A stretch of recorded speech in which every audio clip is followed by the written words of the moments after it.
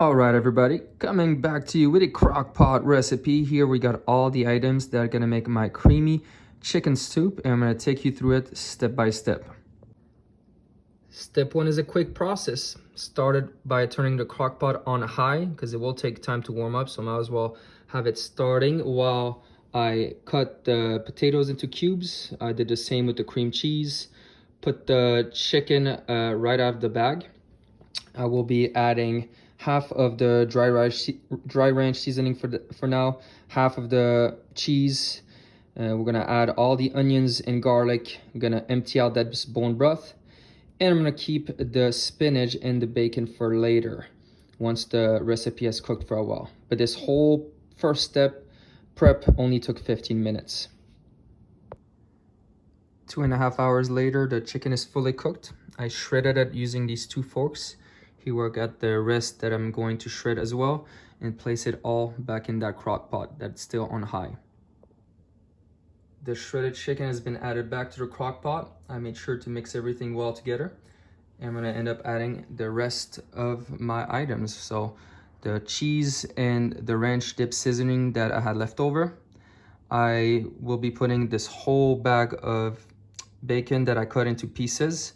So that one's from Applegate Organics. I did do a little bit more research on that one because I was trying to find one at the store that had more protein per slice and less fat, so just a leaner piece of bacon. And this one has 6 grams of protein for 5 grams of fat, 70 grams for 2 slices of bacon, versus the typical ones that I found only had 2 grams of protein.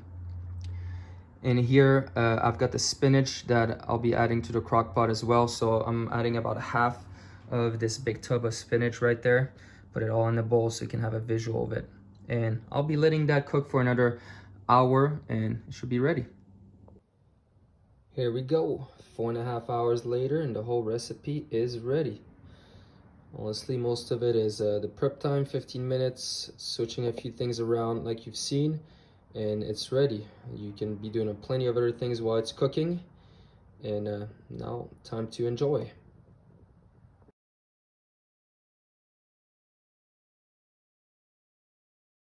Now that you've seen how to make the recipe, here's how to log everything on MyFitnessPal.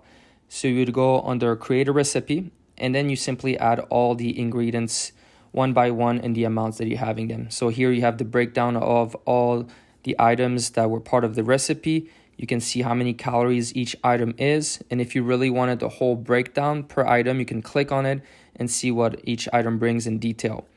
And at the bottom here, at the very bottom, you can see that the whole recipe I made is over 4,200 calories. But again, I'm gonna split this into 7 serving sizes. And next up, you're gonna see what 1 serving size contains.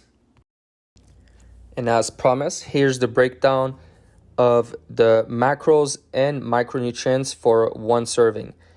The way I got to this page is on the previous page at the bottom. I clicked on it and adjusted the servings to 7.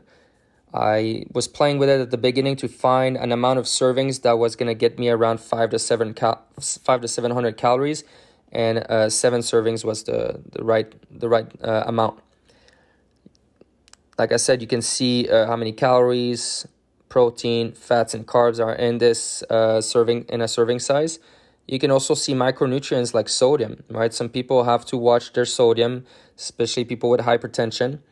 But it's also important to know that sodium is necessary in your diet. So you don't want to completely take it out because you can have a whole other host of issues by not having enough sodium in your diet.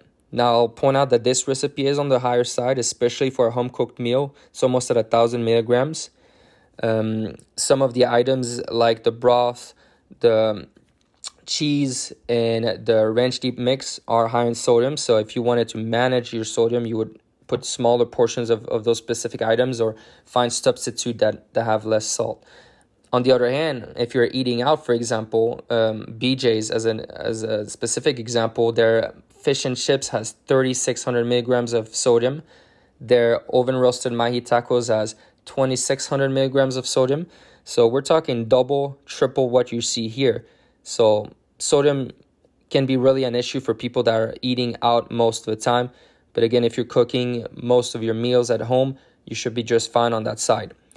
I hope you found this video helpful, and if you have any questions, don't hesitate to shoot me a message in the comments or reach out to me on Instagram, and I'll be talking to you in the next video.